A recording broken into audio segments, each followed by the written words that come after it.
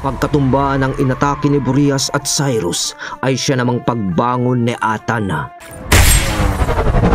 Muli niyang ginamit ang tungkod upang makalapit kay Commander Atong.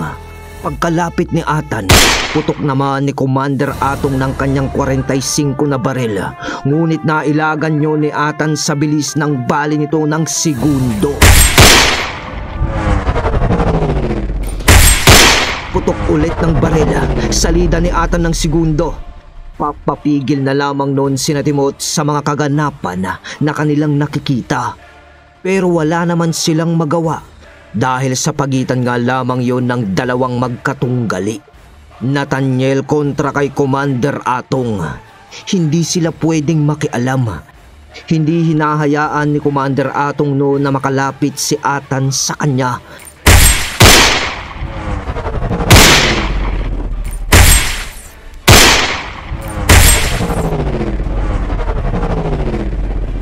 Sa kasalukuyang kaganapan nga, sa panig naman ng mga ikanto kontra mga Diablo, gabay sa gabay, lakas sa lakas.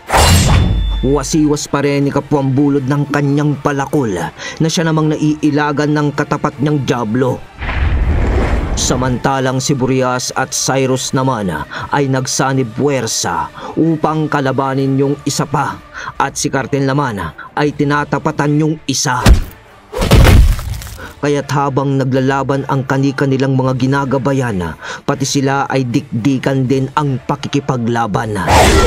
Ilag ng Diablo sa palakol ni Kapwang Bulod.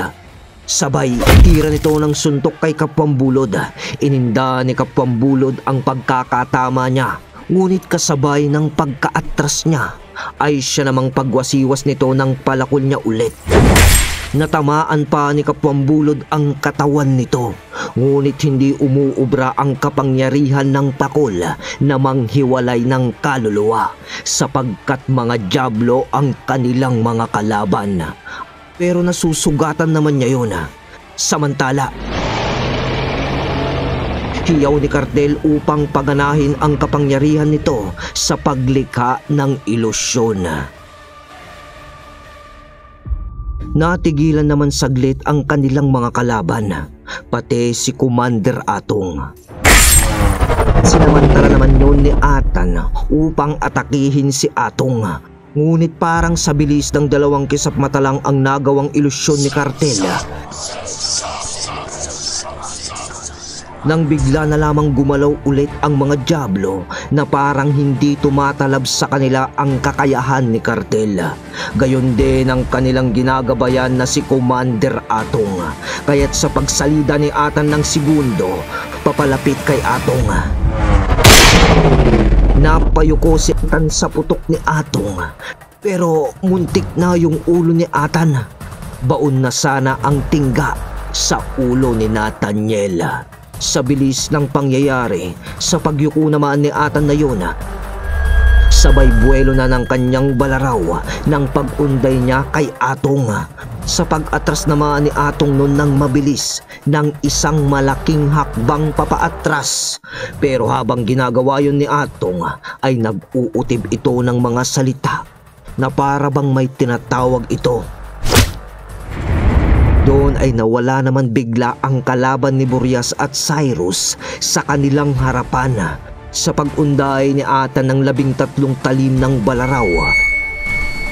Konting-konti na lang at tatamaan na si Atong.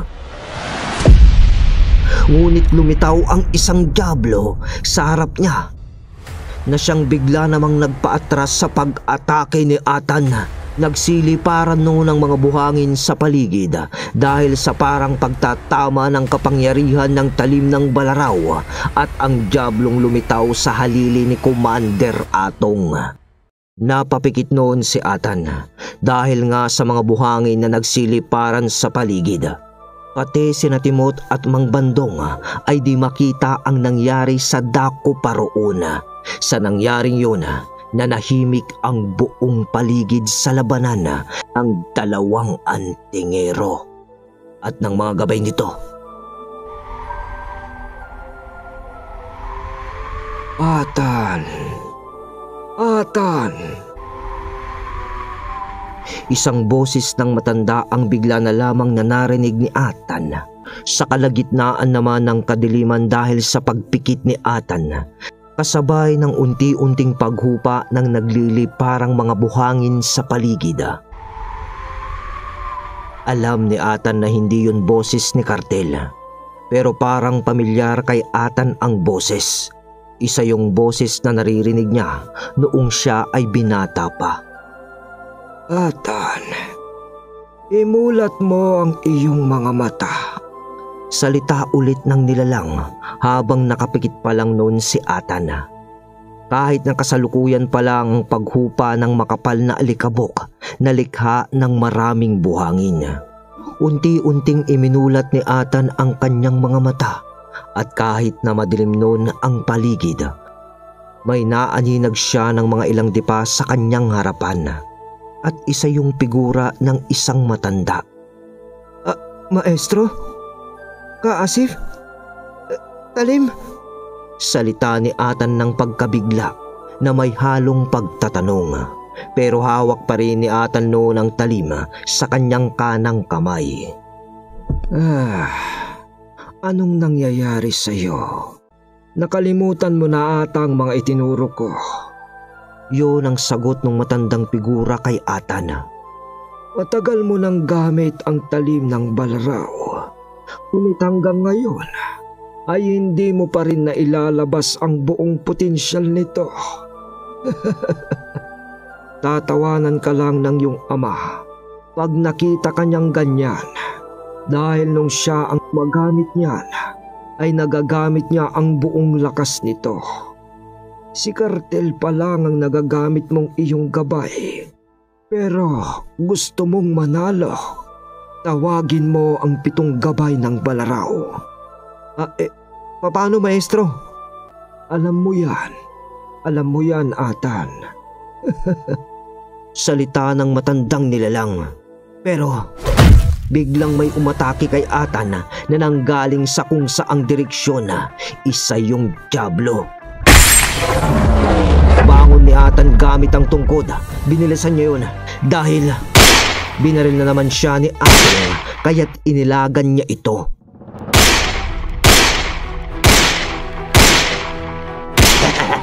Tatakbo ka na lang ba? Tatakbo ka na lang ba, Nathaniel? Salita ni Atong habang pinapahabulan niya si Atan ng putok. Ngunit di pa rin naman tinatamaan si Atan dahil sa pag-ilag niya dito gamit ang tungkod. Nang natigilan naman sa pagpapaputok itong si Atong dahil naman sa Diablo na humabol kay Atan na nakakasabay sa saliw ng oras ng pagbali ng tungkod ng segundo. Tumilapon si Atan ulit sa buhanginan, ngunit hinarap naman ni Kapwang Bulod ang tumira kay Atan. Ngunit sa pag-ilag naman ng Diablo sa palakol ni Kapwang Bulod,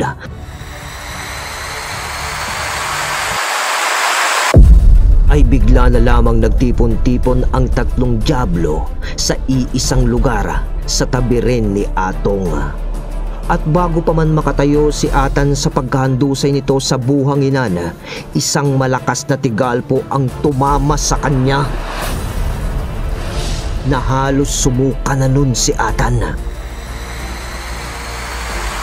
Kasabay naman noon ang pag-iisang katawan ng 3 Diablo sa espiritual. Nanlaki ang mga mata nun ni Atan sa nasaksihan niya dahil parang naging mas makapangyarihan ang Diablong gabay ni Atong. Ngunit hindi na noon makakilos si Atan sa tigalpong pinakawalan ni Commander Atong. Kaya naman ang sumugod na noon sa gabay ni Atong at kay Atong ay si Kapwang Bulod, Kartel, Cyrus at Burias. 4 sila, ngunit ang humarap lang sa kanila ay ang 3 Diablo kanina na ngayon ay nasa iisa ng espiritual na pagsasamaterial na katawan. Sa pagwasiwas ni Kapwang Bulod ng kanyang palakol, naunahan agad ito ng bilis sa pagsunggab sa kanya ng Diablo.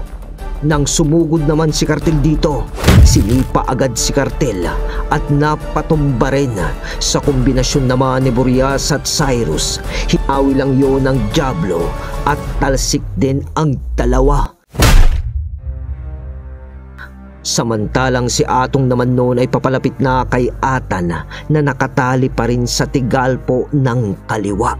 Nakita ni Atan ang pagkatalo ng kanyang gabay, pati ang mga gabay ng kanyang asawa. Kaya nga't sabay sa kaganapan sa gilid ng dagat, sa bahay naman nila Hazel, biglang natigilan nun si Hazel habang nagdarasal at nagdurugo ang isang butas ng ilong nito. Naramdaman ni Hazel ang pagkatalo ng kanyang mga gabay. Ibig lang sabihin nun, maaaring natalo na ang kanyang asawa sa labang kanyang kasalukuyang pinagdadaanan. Kaya't sa pagdugo ng ilong ni Hazel ay siya rin namang unti-unting paglabas ng luha nito sa kanyang mga mata. Kasi naiisip niyang baka patay na si Atan, ang ama ng kanyang anak. Kaya't sa tabing dagat naman tayo kung saan nagaganap ang kasalukuyang labanan. Hindi pa rin maigalaw ni Atan ang kanyang katawan dahil sa tigalpong pinawala ni Atong sa kanya. At ang mga gabay nito ay wala na ring magawa dahil naman sa Diablong kanilang kalaban.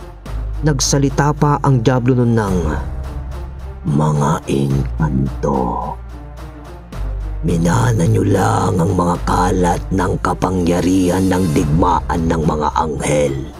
Kaya't ang pag-asang manalo kayo sa isang Diablo na katulad ko na may basbas ng isang lalang na siyang may kaharian ng liman ay isang pangarap na parang sinabi nyo na rin na dapat sumikat ang araw sa kanluran at lumubog sa silangan. Ibig ko lang sabihin sa inyo mga engkanto na walang katuparan ng pag-asang talunin niyo ako." Samantala, habang nagaganap naman ang pagsasalita ng Diablo sa mga gabay ng mag-asawa at habang papalapit din si Atong kay Atan, iniisip nun ni Atan kung paano siya makakawala sa tigalpo na nakabalot sa kanya. At kung ano ba yung nais iparating ng kanyang maestro kanina kung nakausap niya ito. Ang tawagin ang mga gabay ng Balaraw dahil wala siyang maalala na orasyon para magawa iyon.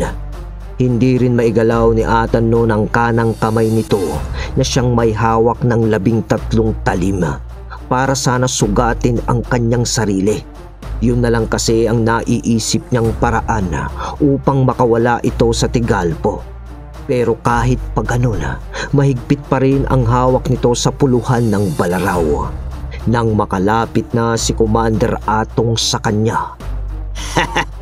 "Binigyan kita ng pagkakataon kanina, pero sinayang mo eh." Salita ni Atong. Pinulot noon ni Commander Atong ang tungkod sa tabi ni Atan na kanya nang nabitawan. "Napakaganda ka eh. Nararamdaman ko ang kapangyarihan dito. Ayos to. Regalo para sa aking mga kasamang engkanto. Balita ko, ang mga nagtatangan ng kaliwang pamamaraan ay hindi rin mahahawakan ng Balaraw na yan." Salita ni Atong. Sabay labas nito ng tela sa kanyang bulsa at ibinenda yon sa kanyang kamay. Binalot niya yun ng gusto, sabay wika niya ng, "Kukunin ko na rin ang Balaraw, bata." Nung akma nang kukunin ni Atong ang Balaraw kay Atan, gamit ang may nakapulupot na tela nitong kamay, nagulat naman si Atong dahil hindi niya mahugot sa kamay ni Atan yon. "Bakit? Anong meron? Parang ayaw humiwalay ng Balaraw sa'yo." "Masisiyan akong gawin dito sa'yo." Salita ni Atong, sabay hugot nito ng kanyang jungle bolo at itinarak niya muna ang tungkod sa buhangin.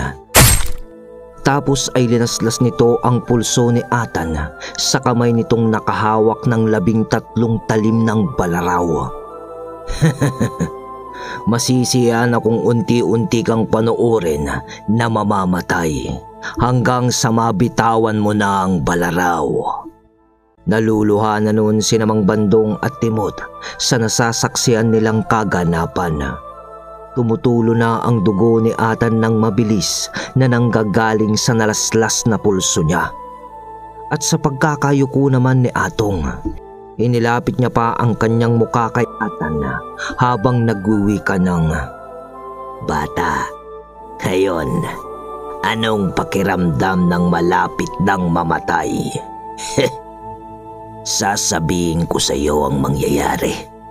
Maya-maya ay unti-unti ka nang manghihina hanggang sa hahabulin mo na ang paghinga mo dahil sa nauubusan ka na ng dugo na pinapadaloy ng pagpitik ng iyong puso. Hayaan mo, pag nawala ka na, papasyalan ko ang iyong pamilya. At ang iyong asawa ay pagsasawaan kong gagahasain hanggang sa maumay na lang ako. At ang iyong anak ay pasasabahin ko na rin lang sa iyo sa kabilang buhay." Sa mga winikang yon ni Atong, hindi umiimik nun si Atan. Ngunit baka sa kanyang muka ang labis na galit dahil sa mga salitang sitbit sa kanya ni Atong. Pero habang nagaganap yun, ang pagtulo ng dugo ni Atan mula sa kanyang pulso, di na nila napansin na ang iba sa mga yun ay dumaloy na ng tuluyan sa 13 talim na nooy hawak pa rin ni Atan.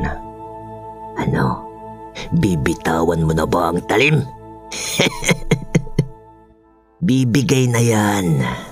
Minuto na lang, Nathaniel." Salita ni Atong na nooy ramdam na ang pagkapanalo. Unti-unti na rin noong naglaho si Kartel at Kapwambulod at ang dalawang gabay ng mutya ni Hazel sa panghihina nito. Ngunit di alam ni Atong na yon ang malaking pagkakamali niya. Lingid sa kaalaman niya ang pagkakatali ng dugo ni Atan sa 13 talim. Nang biglang nagbaga ang mga letra ng mga pangalan na nakaukit sa 13 talim. Nang makita yun ni Atong, biglang nagkaroon ng reaksyon ito. Sabay titig niya kay Atan. At doon ay ngumisi si Atan sa kanya. Ibinelo naman ni Atong ang kanyang jungle bolo upang undayan si Atan ng saksak. Ngunit tabig ni Atan ng talim noon gamit ang balaraw. Nakakilos na ito. Sabay tayo niya ng mabilis at pag-unday din ng saksak kay Atong. Hindi agad nakaporma si Atong dahil sa biglaang kaganapan. Kaya't napaatras ito at nakalimutan niya ang tungkod na itinarak niya sa buhanginan. At hindi niya alam na ginawa lang ni Atan ang hakbang na yun para kumistansya lang si Atong sa kanya. Kaya't sa pagtigil ni Atan ng pag-unday, pasa nito ng talim sa kaliwa niyang kamay, sabay bunot ng tungkod sa buhanginan na nasa tabi na niya. At bali nito ng tungkod sa papaatras na direksyon dahil nakita niyang susugod na rin ang diablo sa kanya. Dumistansya ng maigi si Atan. At pagtigil niya, agad niyang pinaso ang sugat nito sa pulso sa magitan ng balaraw. Sabay sambit nito ng, "Ang dugo ko ang orasyon at ang pagpapalabas sa mga gabay ay sasambit ko." Doon ay mabilis na inutib ni Atan sa kanyang isipan ang mga buhay na salita upang lumabas ang gabay ng 13 talim ng balaraw. Pagkatapos gawin yun ni Atan, bigla ang nagbaga ang buong balaraw at para bang nalusaw ang mga pangalan ng anghel na nakaukit doon. At ang tanging naiwan ay ang 5 ngalan ng Diyos kasama ang isa pang ngalan ni Lucifer. At ang mga nalusaw naman na pangalan ay parang usok na kulay baga na nagtipon-tipon. At bigla ang namuo ng isang figura ng isang nilalang na parang tao. pero napakalaki.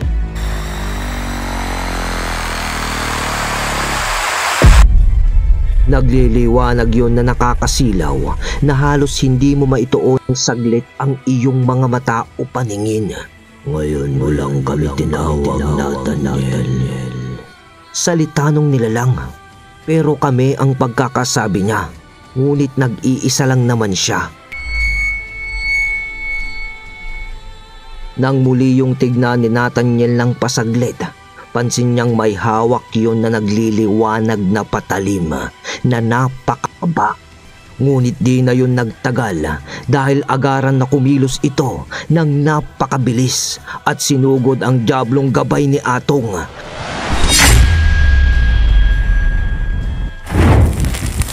Sa pagkatarak ng patalim ng gabay ng balaraw, nasunog at naging abo ng saglitan ang diablo at wala na itong nasambit pa na kahit ano. Tumakbo naman si Commander Atong dahil sa gimbal ng mga pangyayari na kanyang nasaksihan at dumiretso ito sa kanyang mga kasama at sinabing, "Paputukan sila! Paputukan na sila!"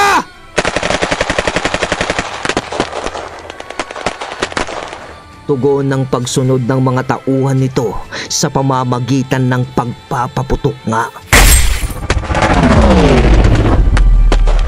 Ngunit hinabol naman ni Atan si Atong at pagkaabot niya dito, sa mismong harapan na ni Atong na tumatakbo, pinasalubungan niya ito ng pagpalo ng tungkod sa dibdib noon.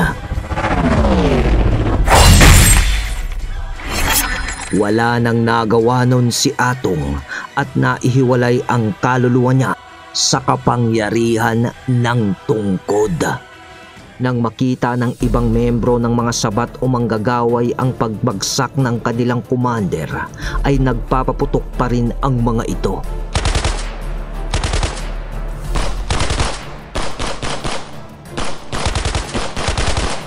Ngunit papaatras nang nagpapaputok ang mga yun sa gilid ng dagat. Alam ni Atan na mangyayari iyon, kaya't inuna niyang paslangin ang commander ng mga ito. Dahil ang kasabihan dito, mga kabagis, kung gusto mong patumbahin ang 1,000 tupa na ang namamahala ay 1 leon, patayin mo ang leon. At yun ang ginawa ni Atan. Si Atong ang pinaka-leon at tupa lang ang mga kasama nito. Dahil pag wala sinusundan ang tupa, ay wala na rin itong direksyon at tanging takot na lamang ang matitira sa kanila.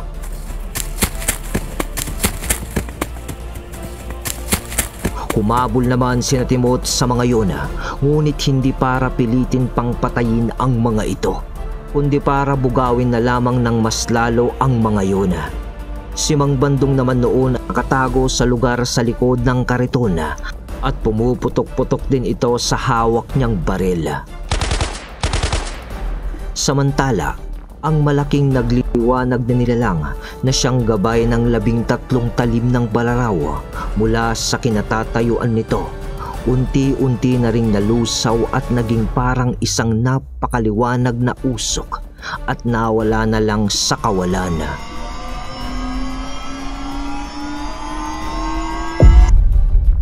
Pero pagkatapos lang ng mga ilang segundo ay bumalik na sa pagkakaukit sa 13 talim ng balaraw ang 7 ngalan ng anghel.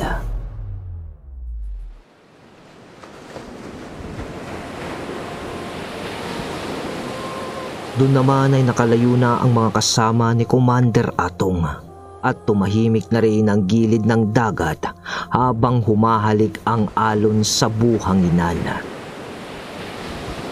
Nilapitan ni Atan at Mang Bandong ang baul na kung saan ay nakalagay ang kayamanan ni Atan at Mang Bandong. Nang bubuksan na sana nila ito, dumating naman ang 3 makalumang gabunan na nooy humabol sa mga natitirang sabat.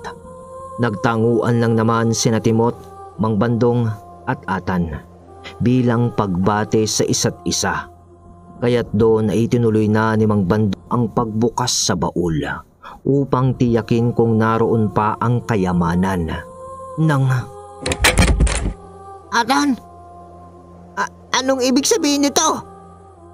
Si Atan, Timot, pati ang dalawang kasama nito ay napangangarin sa tanong ni Mang Bandong dahil sa walang laman ang baul ng kayamanan.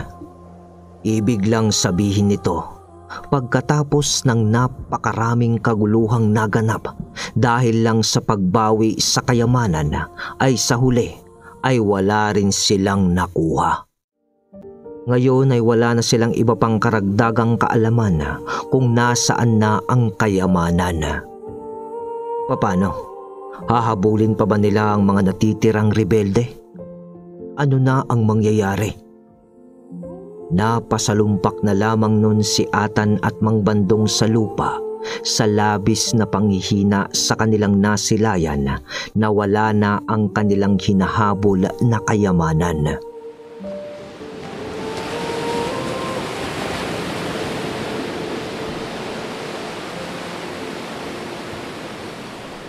Ilang minuto ng katahimikan ang bumalot sa paligid na walang imikan ang magkakasama sa tabing dagat. Dahil sa kalungkutan na walang naging saysay ang ginawa nilang pakikipaglaban ng dahil lang sa kayamanan.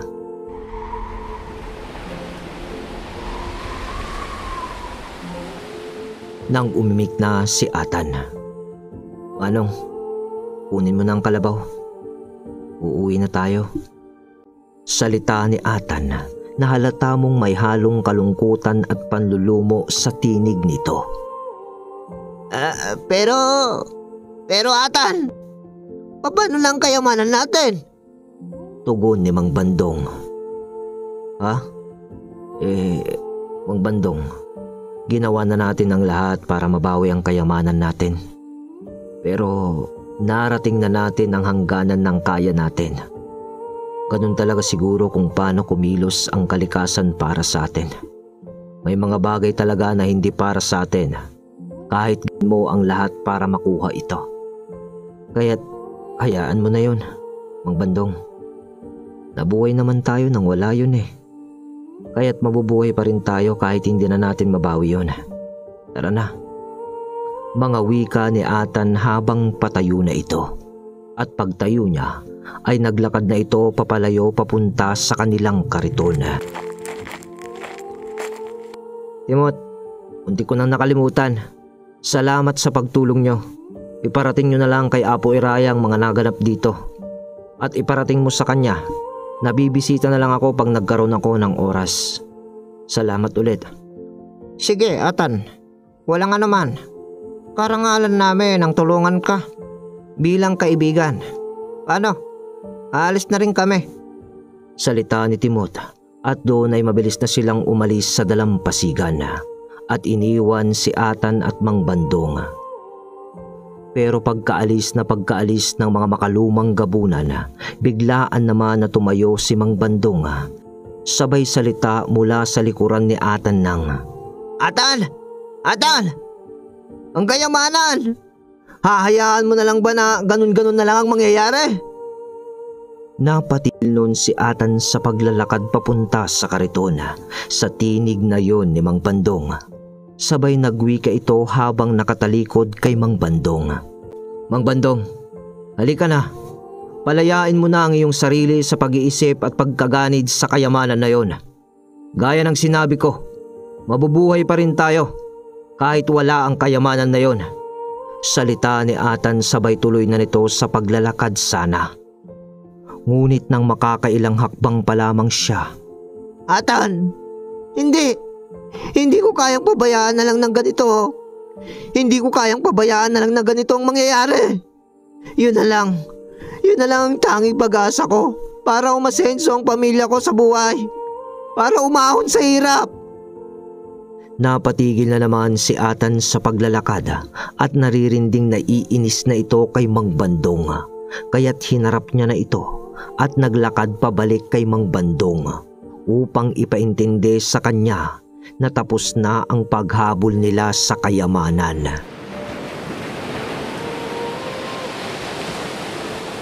Nang makalapit na si Atan kay Mang Bandong noon na umiiyak at pinupunas-punas pa ang sipon nito na nakayuko ang ulo dahil sa pagkalugmok. Hinawakan bigla ni Atan ang magkabilang balikat nito sa dalawa rin niyang kamay. Sabay wika nito ng, "Mang Bandong, tignan mo ko. Tumingin ka sa aking mga mata." Doon ay dahan-dahan namang itinunghay ni Mang Bandong ang kanyang ulo. At nang magkatitigan na sila, nagsalita si Atan ng, "Ang kayamanan na yon ay hindi para sa atin. Naiintindihan mo ba, Manong? Isipin mo, nung wala pa yon sa'yo, nabubuhay ka ng mapayapa, hindi ba? At yun lang naman ang hangad ng bawat tao, ang mamuhay ng mapayapa. Kaya bakit mo hahangarin yung bagay na yun kung tanging kaguluhan lang naman ang idinulot nun sa'yo, Mang Bandong? Isipin mo." Maprinsipyong paliwanag ni Atan, pero itong si Mang Bandong ay parang hindi pa rin nakakaintindi. Pero Atan, sa atin yun eh. Sa atin yun. Pinaghirapan natin kunin yun ah. Pinaghirapan natin kunin yun para sa pamilya natin, hindi ba? Rason ni Mang Bandong. Ano ba, Mang Bandong? Hindi mo mamaintindihan na ang kayamanan na yon ay galing lang sa kalikasan. Sa ibabaw ng mundong ito, wala yung halaga. Hindi mo yun madadala pag nawala ka na sa mundong ibabaw. Ikaw Manong, kung tatanungin kita, kung isang bagay lang halimbawa ang dapat matira sa'yo, anong pipiliin mo? Buhay mo o yung kayamanan na yon? Sa bigkas na yon ni Atan na diretsyang nakatitig kay Mang Bandong, hindi na nakaimik si Mang Bandong ng mga ilang segundo at napayuko ulit ito. Sabay wika niya ng, Pero Atan, paano na yung mga anak ko? Hirit niya pa. Doon ay binitawan na ni Atan si Mang Bandong sa magkabilang balikat nito. Sabay puyos na lang nito ng pagkakonsumisyon sa di nakakaintinding si Mang Bandong. Psst! Huh! Mang Bandong, anong paliwanag bang gusto mo? Lagi mong sinasabi ang mga anak mo, ang pamilya mo. Alam mo Mang Bandong, ni kailanman ay di ko inugali ang manumbat sa kapwa ko. Pero sasabihin ko sa iyo to para mas makita mo ng maliwanag ang sitwasyon. Pagkatapos ng mga katagang yun ni Atan, ipinakita niya ang sugat niya kay Mang Bandong sa kanyang pulso. Sabay salita niya ng, Tignan mo to Manong. Kani-kanina lang, muntik na akong mamatay para lang mahabol yung lecheng kayamanan na yan. Naiintindihan mo ba Mang Bandong? Kani-kanina lang, muntik nang mawalan ang isang babae ng asawa. At muntik na rin nawalan ng isang ama ang isang bata. At alam mo kung sino yon? Si Azel, si Noriel. Yon ang pamilya ko Mang Bandong. Lagi mong sinasabi na para sa mga anak mo. Para sa mga anak mo. Paano naman ang pamilya ko? At paano naman yung tribo ng Alangan na nagkanda gulo-gulo nang dahil lang sa atin? Yun ba? Yun ba Manong? Hindi mo ba naiisip yun? Hindi lang sa'yo umiikot ang mundo Mang Bandong. Lahat tayo ay may hangarin sa buhay na gustong tuparin para sa mga pamilya natin. At gusto ko pang masaksihan yon habang nabubuhay pa kaysa sa ipagpalit ko sa inang kayamanan na yan. Pagpapaliwanag ni Atan na mataas na ang boses dahil sa kakulitan ni Mang Bandong. Doon ay natamemi na ng tuluyan si Mang Bandong dahil sa mga paliwanag ni Atan na may halo ng paninirmon. Pero saglitan naman na kumalma si Atan, sinabing, Halika na, Mang Bandong. Kukunin ko na yung kalabaw. Aalis na tayo. Tahimik na lamang na sumunod noon si Mang Bandong kay Atan. Sa pag-uwi ng magkaibigan, tahimik nilang nilakbay ang daan at di nag-uusap. Pagkaraan pa ng mga ilang oras ay narating na nila Atan ang bahay nila Mang Arnel. At doon ay palabas na rin pala ang araw. Hindi pa man nakakababa nun si Atan sa kariton ay nandun na si Hazel sa trangkahan ng kanilang bakuran at binubuksan niya na ito upang salubungin ang kanyang asawa. At pagbaba ni Atan sa kariton, agad naman siyang yinakap ni Hazel. Magdamag pala itong naghintay at di natulog dahil sa pag-aalala sa kanyang asawa at sa agam-agam sa kanyang sarili na baka natalo ito sa naganap na duelo nila ni Commander Atong. Bago naman umalis si Mang Bandong ay nagkaimikan na rin sila ni Atan. "Atan, tutuloy na ako. Pasensya ka na sa inaasal ko ha. Masyado lang siguro akong nahumaling sa kayamanan na yon." Ngumiti lang naman si Atan sa paghingi ng tawad ni Mang Bandong. Sinabing, "Ayos lang yon, Mang Bandong. Ipagpatuloy mo na lang ang pakikipagkalakaran mo, di ba? Masipag ka naman Manong. Kaya't pasasan ba't mapupunta ka rin sa gusto mong maginhawang buhay? Wala naman kasing maiksing daan o shortcut kung tawagin nila sa pag-asenso. Pinagsusumikapan lang talaga yon." Salita ni Atan sabay ngiti naman ni Mang Bandong. Nagpaalamanan na ang dalawa araw na yun. Si Atan naman ay nagpahinga na lang ng araw ding yun kasama ang kanyang pamilya. At sa sumunod na araw ay pumunta sa bukid si Atan dahil wala namang dumarating sa mga inaasahan niyang panauhin. Ang magtuturo sa kanya sa agrikultura at ang mga maharlikang dalakit noon. Kaya't sinamahan niya na lamang ang kanyang biyanan upang tulungan ito sa mga gawain nila sa kanilang sakahin. Maagang natapos noon ang magbiyanan sa mga gawain doon, kaya naman nakauwi na rin sila ng maaga kinahapunan. Ngunit pagdating nila sa kanilang bahay, nadatnan nila doon si Don Pording kasama ang dalawa pang lalaki na nakaupo sa silong ng puno ng kanilang bakuran. Agaran naman na bumaba sina Atan sa kanilang kariton para lapitan ang mga yon. Paglapit ni Atan sa mga ito, "Magandang hapon ho, Don Pording," wika ni Atan.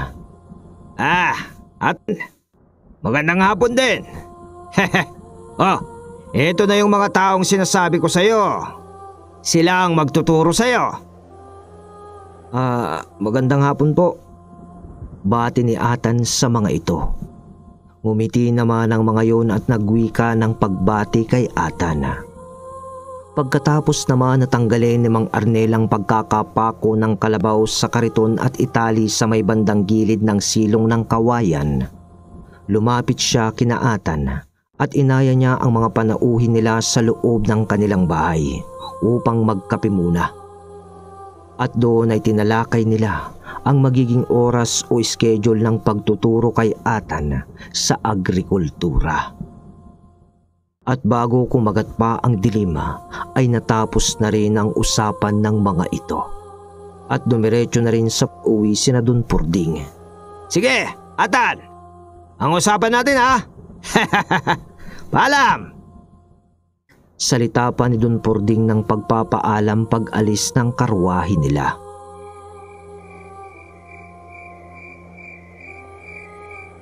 Nang sumapit na naman ang gabi, tahimik nang namamahinga at natutulog na ang buong mag-anak nila Atan. Hanggang may pumasok sa panaginip ni Atan, isa yung palipad hangin.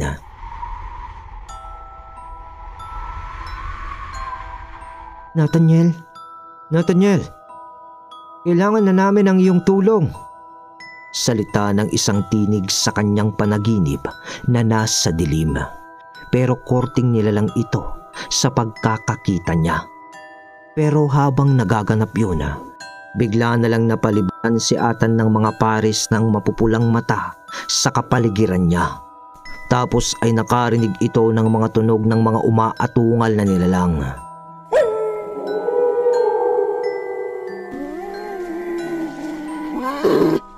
"Nathaniel, tulungan mo kami."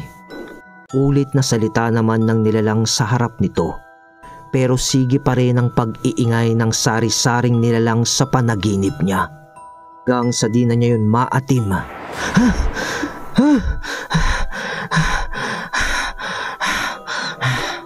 Napabalikwas si Atan dahil parang dalawang palipad hangin ang pumasok sa kanyang panaginip.